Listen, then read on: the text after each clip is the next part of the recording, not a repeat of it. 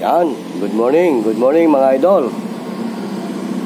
Welcome po muli sa ating channel. Ito po muling yung lingkod, si Boyet, ay muling bumabati ng isang magandang umaga.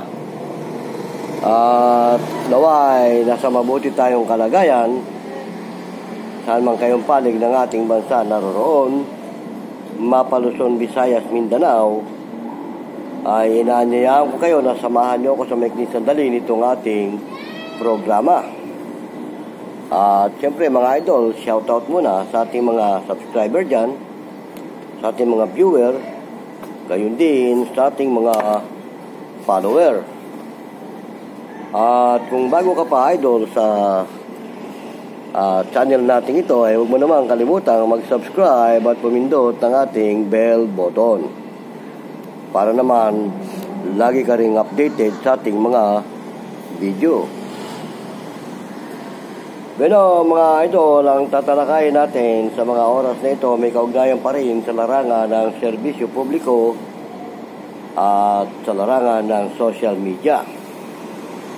Kung matatandaan nyo, noong mga nakaraang araw ay meron tayong isang senior citizen na in-interview na si Ginoong Jaime De Vera, na dating tiga rito sa barangay na ito, pero nang siya'y napalipat sa lugar ng Pampanga,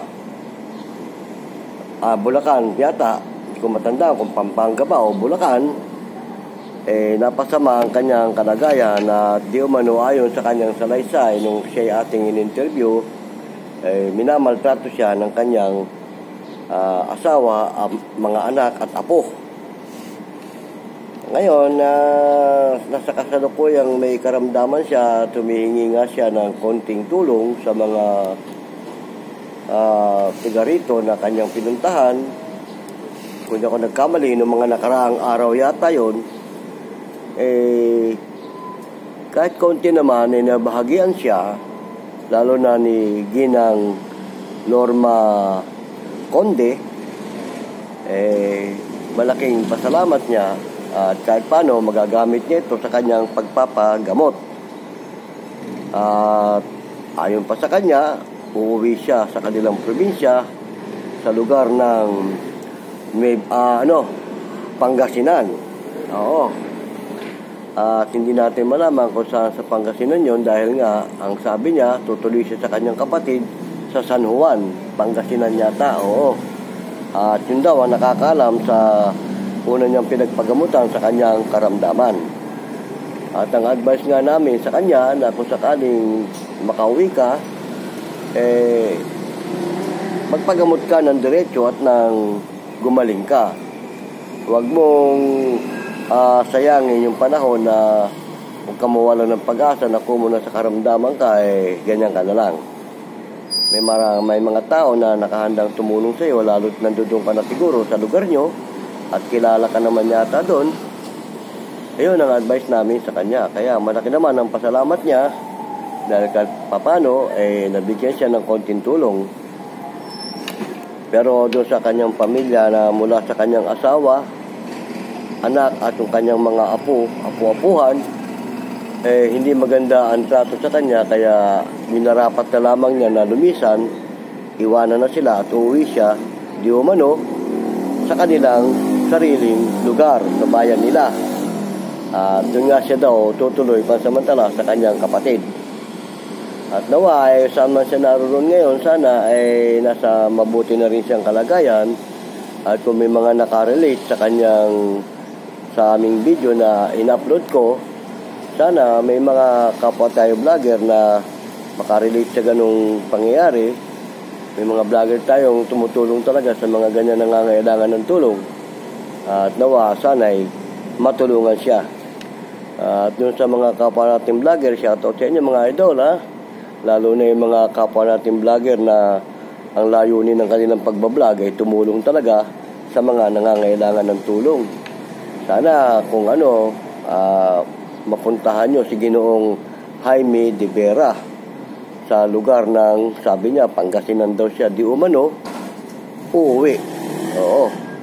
Pero kung may mga nais magbigay ng tulong sa kanya, wala naman ibang dapat kontakin siguro kundi si Ginang Norma Conde, dahil siyang higit na nakakaalam sa sistema nitong si Ginoong Jaime de Vera, dahil siya talaga ang pinuntahan nitong tao dito sa lugar ng pinagkaisahan, dahil dati siyang tiga rito.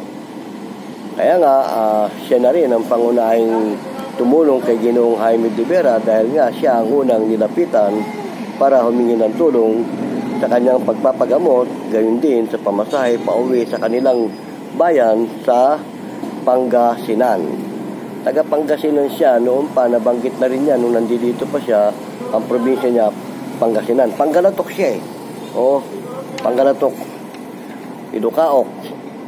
Kaya nga, yun, sana maniwari ay nakarating siya ng mapayapa sa kanilang lugar, at sana ngayon ay kasalukuyan na siyang nagpapagamot.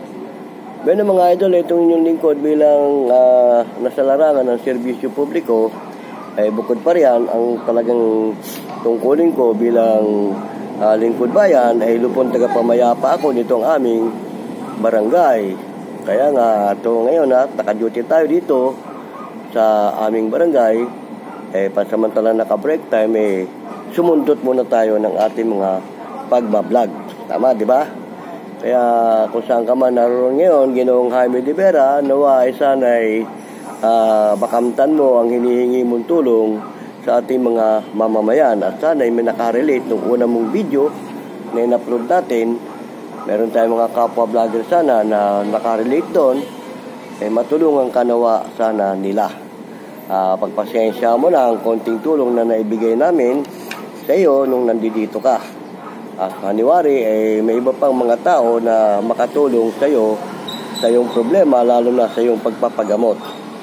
Okay na mga idol, pasamantala tayong magpapaalam dahil ako'y naka-break time lamang dito sa aming tungkulin bilang lupong tagapamayapa, yung tinatawag namin ditong lupon for the day. Kaya nga ito mga idol, sana kung may mga comment kayo dun to sa ating tinalakay, lalo dun sa mga nakaraang video ko, lagay nyo lang po sa comment section para matalakay natin muli sa mga susunod pa nating mga video.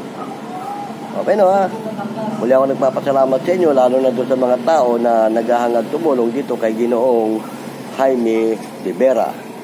Siya na po siyang senyor. Kalayo nyo, nung kalakasan pa niya noong panahon niya, hindi naman po siya talaga masamang tao o Ang tutulungan niya, nung nandito pa siya, matulungin talaga rin yung taong yan at hindi yan mahirap lapitan. O kakainin na lang niya kapag kami lumapit sa kanya, ay ibinibigay pa niya. Kaya nga ngayon siya naman ang nangangailangan ng tulong. Okay na mga idol, salamat na marami at sa maikling sandali sinamahan niyo ako sa programa natin ito. Ito pong muli ang inyong lingkod, si Boyet ng Vlogs TV. Shoutout pong muli sa ating mga subscriber dyan, sa ating mga viewer, kayon din sa ating mga follower. At syempre idol, kung bago ka pa sa channel natin ito, pumindot ka ng ating bell button at mag-subscribe para lagi ka ring updated sa ating mga video. Okay na, mga idol. Hanggang sa muli. Paalam!